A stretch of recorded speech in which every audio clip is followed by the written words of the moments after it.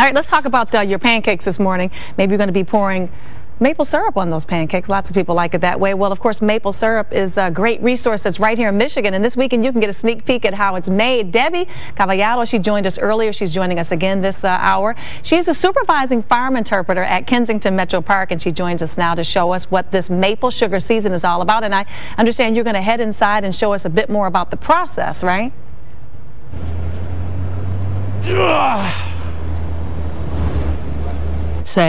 So we're collecting our sap, and what most folks are surprised at, takes 40 gallons of sap to get 1 gallon of syrup. And we're talking about the pure maple syrup, not the Aunt Jemima's that might have the corn syrup in it. This is the pure product.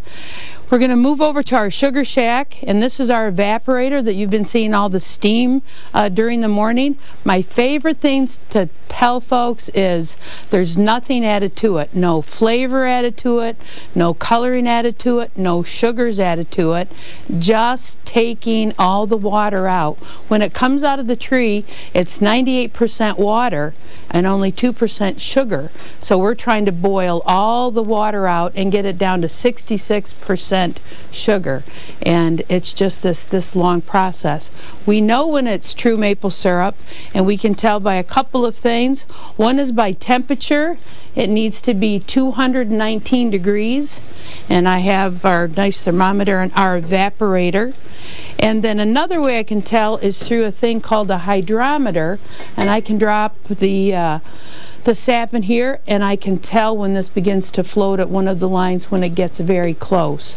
With us out here, when we get very close to getting syrup, we'll actually draw it off. This is a wood stove. And then I'll put it on a different finishing pan, and there I can regulate the temperature a lot closer. And I don't want to burn the pan, call the flash in the pan. And then I'll know exactly when it's syrup, and then I could bring my jars up and I could put it in there and go and have a pancake breakfast. Ask, we talked earlier that if someone wanted to tap their own tree, their maple tree in their backyard, how would they then process this at home? Is it something as simple as boiling it? Exactly. The trick with that is saving your sap. Sap will ferment, so if you're going to try it at home, you might put it in milk jugs, rinse out milk jugs, save that, freeze it, then when you get enough. And I do recommend you do it outside. We've had people come back saying, I took it and I boiled it, and the wallpaper was coming off the walls of my house, and I'm losing the paint. So you might want to do it in a garage area using a Coleman stove, or maybe perhaps fryer, but it's a great passage of spring. Once you do this, you never look at spring the same. Oh, this is really great, and it's very educational. And next time around, what are you going to be showing us?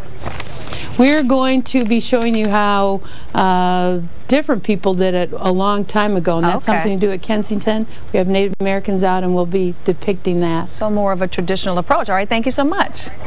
We appreciate it. Let's talk about weather now. Paul Gross has your forecast for tapping those